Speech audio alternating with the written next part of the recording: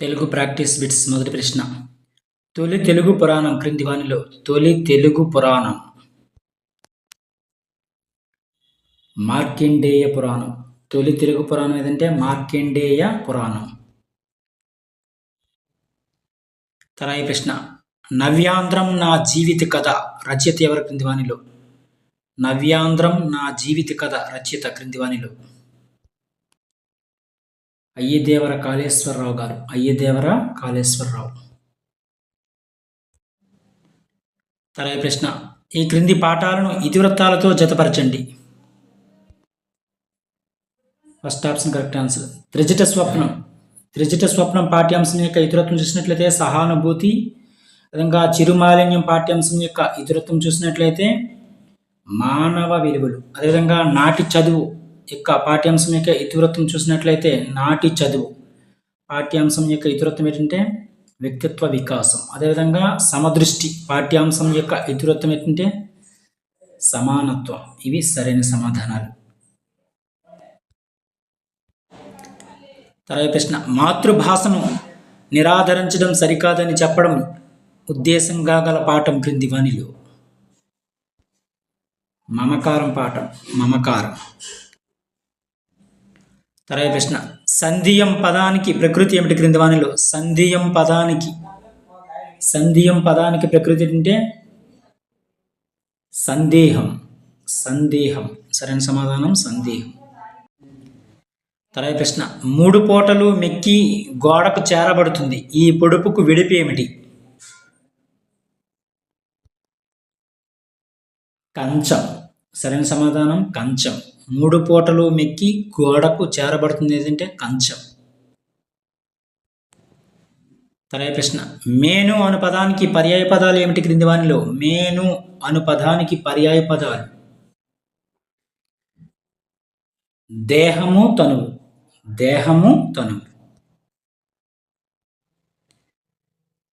తర్వాత ప్రశ్న. రాగిని దేవిగా పేరు మార్చుకుని భరతనాట్యాన్ని అంతర్జాతీయంగా విస్తరింపచేయడానికి కృషి చేస్తున్న వారు క్రింది వానిలో? ఎస్తేరు శర్మాన్. ఎవరంటే ఎస్తేరు శర్మాన్. తర్వాత ప్రశ్న. ఉపవనం ఈ పదంలో సమాసం ఏమిటి? ఉపవనం ఈ పదంలో సమాసం అవిభావ సమాసం. ఇది అవిభావ సమాసం. తర్వాత ప్రశ్న. మానవ జీవితం కూడా వైకుంఠపాలి ఆట లాంటిదే. మేలుమలుపు పాఠంలో ఈ మాటలు వీరివి. మానవ జీవితం కూడా వైకుంఠపాలి ఆట లాంటిదే. మేలుమలుపు పాఠంలో ఈ మాటలు వీరివి. ఎవరి యొక్క అంటే దేవులపల్లి వెంకటకృష్ణ శాస్త్రి. తర్వాత ప్రశ్న. ఈ క్రింది వానిలో సరికానిది? కారు పదానికి ప్రకృతి కార్యమని ఇచ్చారు. ఇది రాంగ్ ఆన్సర్. మిగిలినవి కూడా సరైనవి. త్యాగం పదానికి వికృతి అంటే త్యాగము. అదేవిధంగా ఉత్తరకం పదానికి ప్రకృతి అంటే ఉత్తరీయం. విధంగా కుమారుడు పదానికి వికృతి అంటే కుమారుడు. అయితే కారు పదానికి ప్రకృతి ఏమిటో కామెంట్లో తెలియజేయండి ఫ్రెండ్స్. కారు పదానికి సరైన ప్రకృతి. తర్వాత ప్రశ్న. కౌసల్య రాముని చూసి సంతోషించింది. ఈ వాక్యం అనేది? కౌసల్య రాముని చూసి సంతోషించింది. ఈ వాక్యం సకర్మక క్రియాసహిత సంశ్లిష్ట వాక్యం. ఇది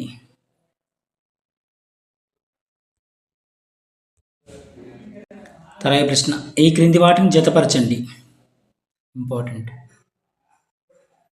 మీరు పుస్తకాలు తీసుకోవచ్చు అనేది ఏంటంటే అనుమితార్థక వాక్యం. ఇది అదేవిధంగా నీవు పాఠం చదువు అనేది విద్యార్థక వాక్యం.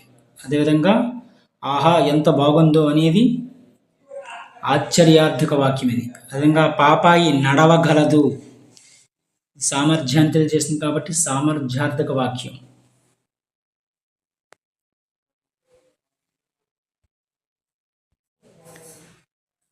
తర్వాత ప్రశ్న. నేక వగచి నిర్భిన్న హృదయములై విగత చక్షులైరి వినివే. ఇందులో క్వార్థకం ఏమిటి? వగచి అనేది క్వార్థకం. తర్వాయి ప్రశ్న యోష అను పదానికి పర్యాయ పదాలు ఏమిటి క్రింది వానిలో? యోష అను పదానికి పర్యాయ పదాలు నారి, అంగన. తర్వాయి ప్రశ్న పరితోషము అనే పదానికి అర్థం ఏమిటి క్రింది వానిలో? పరితోషము అనే పదానికి అర్థం సంతోషం. తర్వాయి ప్రశ్న కరుణశ్రీ వీరి యొక్క కలం పేరు. కరుణశ్రీ అనేది వీరి యొక్క కలం పేరు. జంధ్యాల పాపయ్య శాస్త్రి జంధ్యాల పాపయ్య శాస్త్రి యొక్క కలం పేరు అనమాట కరుణశ్రీ అనేది. తర్వాయి ప్రశ్న సుదక్షిణ పరిణయం రచించింది ఎవరు క్రింది వానిలో? సుదక్షిణ పరిణయం రచించిన వారు ఎవరంటే